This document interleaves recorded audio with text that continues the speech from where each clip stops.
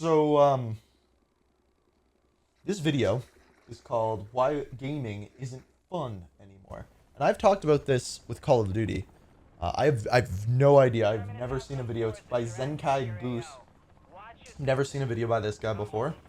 So, we will see.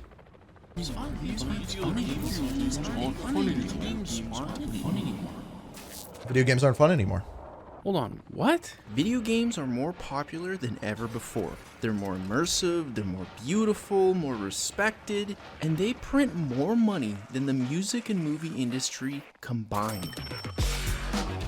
Look, I love video games and I had no idea it was that popular. But something strange is happening. Best. People all around the world are starting to feel disconnected. Curious where he goes with One of this. these people It's me. Calling it. really surprised me. It's a big, scary building filled with terrors beyond belief. You see, I love everything about video games. Seriously, I'm obsessed and have always been since I was a little kid. The industry, Welcome to E3 2019. people, the business, I love it all. But these days, it feels like every game is some combination of like soulless, overly optimized, or it just feels like a chore. Yeah, I have two. So he kind of just said one of the things that I was going to say. A lot of video games feel like chores now. And I had a feeling that's where he was going to go. And I have a feeling the other direction he's going to go is microtransactions. It's just games. That's a mimic.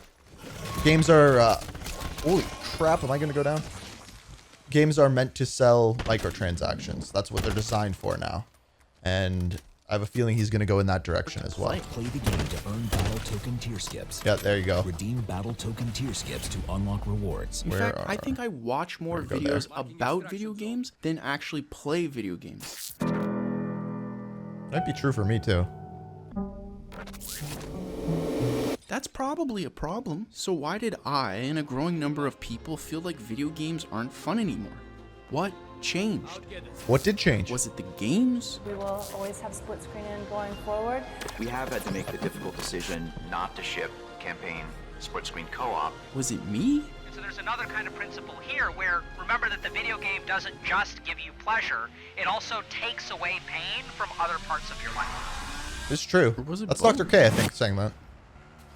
One of my favorite I have another gaming video memories queued up by him. was playing the original Pokemon with my little brother. I had the Berry Game Boy, aka the best Game Boy, with Pokemon Red, aka the best Pokemon, and he had...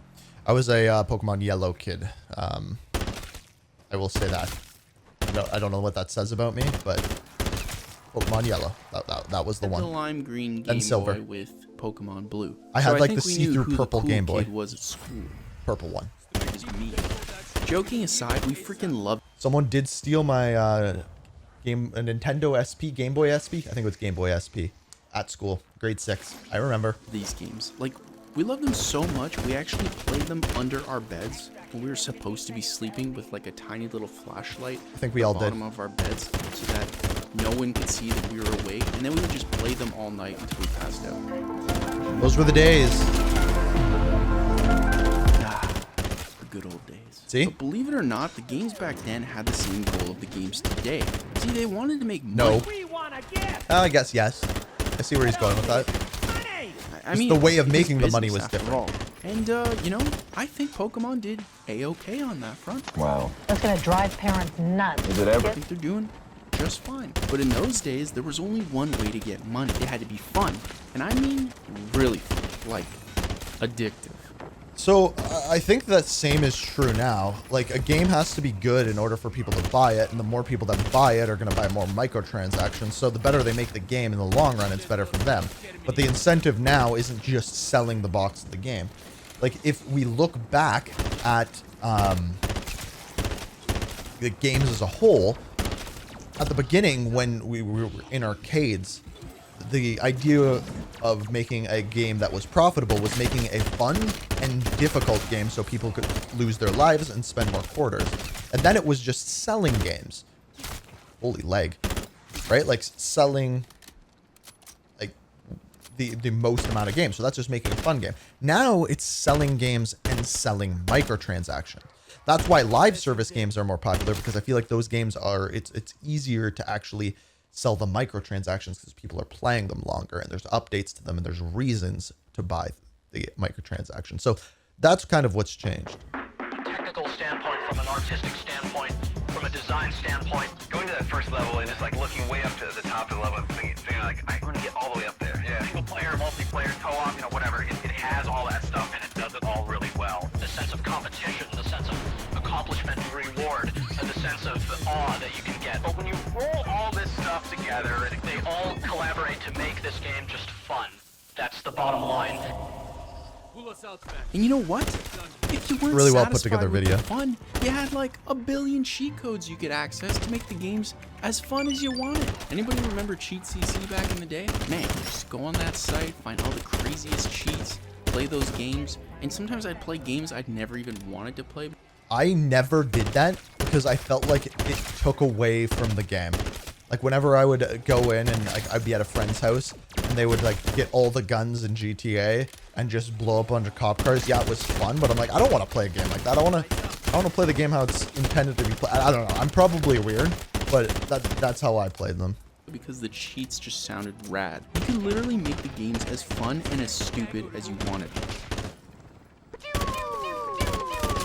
Isn't that insane that that's just gone now? Yeah, that's because if the hilarious. game wasn't fun on day one, like, that was it. It was over. There was no sale.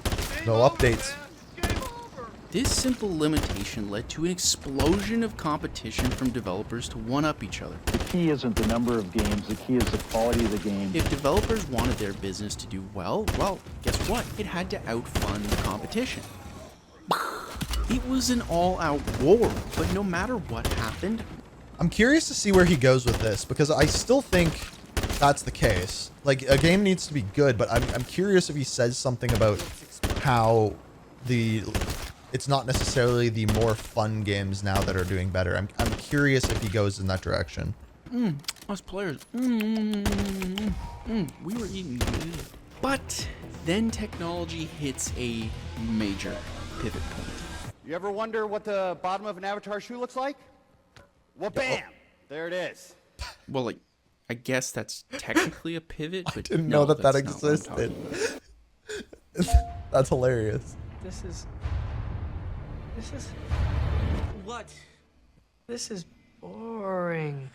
Delete. Yeah. You see, at this time, games are more complex than ever. Every map ever released on Halo 1 through 4, all running on their original engines.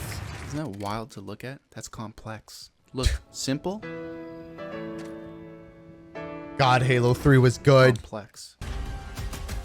I see where he's going with Simple, this. complex. Simple, complex. Yeah, we're starting to get weird. We just finished level 3 and need to tighten up the graphics a little bit. Great. Developer headcount starts entering into the thousands. That's right, thousands. There are some companies with 10,000. There are some with more. So an interesting thing about this is I think everything is going in this direction. Everything needs to be so complex now. Like if I look back at YouTube videos from I've done this for like 14 years, 16, I actually think. And no, not that many. I was 16. So yeah, it'll be 14 years this year. People could I could put up a Call of Duty gameplay, talk over it, and people would watch it. And now there needs to be a jump cut every 6 seconds. Everyone needs to be constantly involved with what is going on. And video games are the same way. And it's that simplicity versus complex. And I don't think that's going to change. And I gotta tell you, that just seems insane to me. I don't know how you take one person's creative vision and then sprinkle that amongst thousands of people to create one game that is already complex. Seems like a rough uphill battle, doesn't it? I worked about 7 days a week, between 14 and 16-hour days. And when would you go home? I would go home when I was ready to collapse, basically. Costs start to rise substantially, and yeah, things are starting to look bleak. They put products into specific kind of timelines, and they're under a lot of pressure to hit those timelines. Except by 2013, developers start to realize a way out. Ooh. Updates. Updates. They start small, tiny fixes. To I keep agree players with happy everything their that he is purchase. saying. Only makes sense. Then day one DLC. Now, new additional content is sold the same day the game releases. Day one DLC. Day one. The poison of gaming. Feels kind of like a... Okay.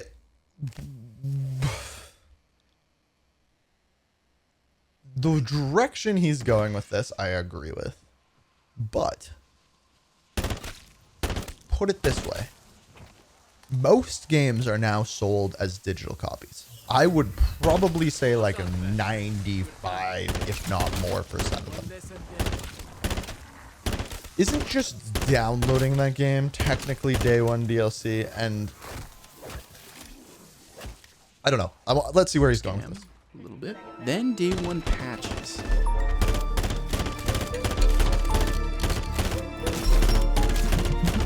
I guess he couldn't finish the game on time. Probably a problem. Then really big. Depends what's in those patches, right? Suddenly the game's disk becomes useless without the internet. Updates grow bigger and become more common. Gotta say it. Starting to feel like there's a problem emerging. Let me spawn in on this guy right here, so that this way I could... and of course the game froze.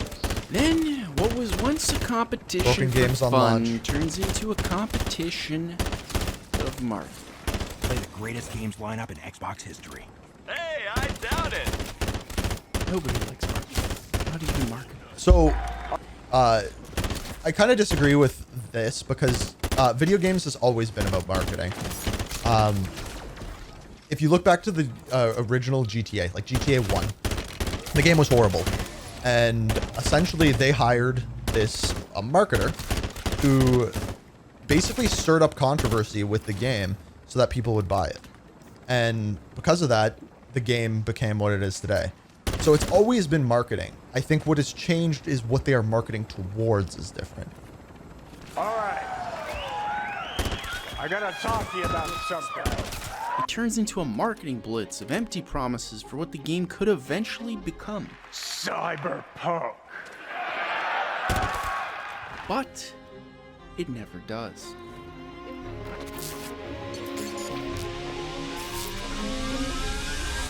And quick aside, what is going on with the 20 billion trailers that are all synced to the sound of the music when they reload the guns and stuff or they shoot the weapon?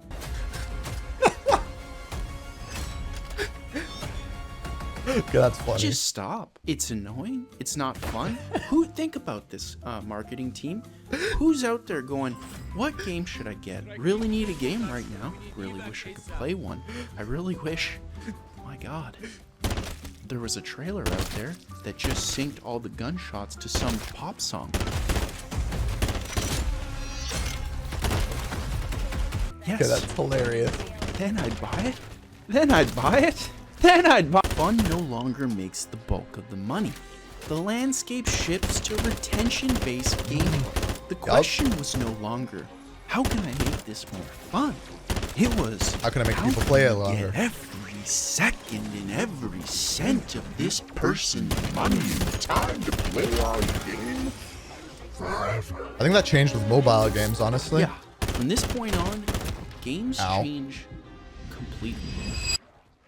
Really love CSGO. It's my all-time favorite game. It'll always be my all-time favorite Game! It will! Yeah! New aggressive monetization manipulation. Is he gonna go into battle passes or the de facto not battle standard. passes, loot boxes? Small purchases known as microtransaction become an industry trend. If you ever wondered, dear God, could I pay just $1 to get this rainbow-colored gun skin? Then I'd be fulfilled. Well, guess what? You got it. Lottery-esque boxes could be purchased for a chance at digital items with fabricated rarity. Oh, it's an icon as well! Which is insane. This is rarer than this. but they can both be made infinitely. Make it make sense. Make it make sense. Just make it make sense. Hey pal, you just blowing from Stupid Town? And then battle passes are introduced as content treadmills used to keep the players. That's a great term. I've never heard that term. Content treadmills. That's a. I'm gonna use that. Fun, but hold on. We can just make a battle pass and give them things like coins. And then they'll just play it forever. And we'll give them enough coins to do it again next year. We're geniuses. Forget fun or quality. Actually, a really good point. I always say that it's a good thing that the Call of Duty Battle Pass gives you enough coins to buy the next one.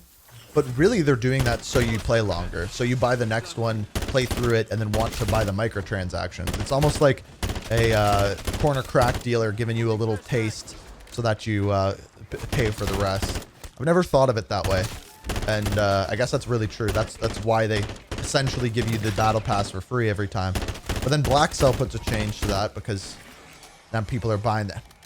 They really got all corners covered. The game was going to continuously engage the players at all costs. More engagement means more spending. And if you're that guy, we'd all like to say thanks for spending billions of dollars of your money on Fortnite skins and turning video games into the hellish landscape that it is today. It's not going to change. Thanks. We'd all like to thank you and find out who you are. Oh wait, we know. all streamers. I don't buy bundles, by the way. I haven't bought a single bundle.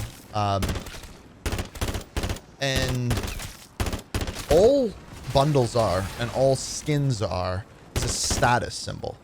It's showing off a status. That's why people grind for camos in game. Look what I did. And really, buying things is look how much money I have. And like, that's a sad state for a game and people really as a whole to be in when you think about it. But that's the way the world is. Need content. Streamers. Content. Don't matter the trend. And I've done it. I opened packs in Advanced Warfare. I'm giving way back myself in the day. hiccups doing this. And it worked. So how do they make money? A lot of games right now are free to download, but then if you want to get extra packs or access extra content, you have to pay for what they call in-app purchases or in-game purchases. Which is insanely sad, but it worked. So they get you hooked free, and then they start charging you once you're in there, and once Like you a drug want to do dealer. better and Get you advance hooked for as a free. People bought it. Basically. Everything changed. So this is why my son is asking me for my credit card when he's playing one of these games, because he wants those kinds of things. The world changed. This is a $1 billion super yacht. Status symbol, like I said. Oh yeah, and then is he gonna go into that? To be The fair, shitty games that are coming out? I guess we did too. So, is this the end?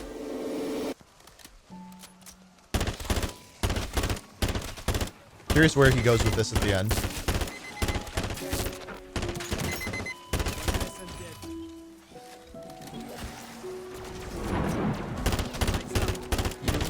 Maybe I did change. Maybe the world changed. Maybe video games aren't actually fun anymore. Oh, they still are. Maybe they'll all get better. I get older, but movies are still awesome, right? But maybe the real problem is I was just shining light on the wrong things. Is he gonna say go back to play old games? Oh, that's a cool ending to the video. If you'd like to see me go into the future and fix video games forever, then I'm telling you. He should have ended it on that screen. Same video that I made. He should have ended it on that screen. Keep it cute. He should have ended it on that screen with him playing the Game Boy. He should have just ended it there. It would have been a better ending. I thought it was. I'm like, that's a good ending. Still good. Really good video. If you want to check that out, Zenkai Goose, the one that created it. I think he makes a ton of good points. And yeah, I pretty much what I said at the very beginning is live service and microtransactions have changed the way games are played and marketed, and they go for retention, like he said. And yeah, really good video. Thanks for sending that, Boomer.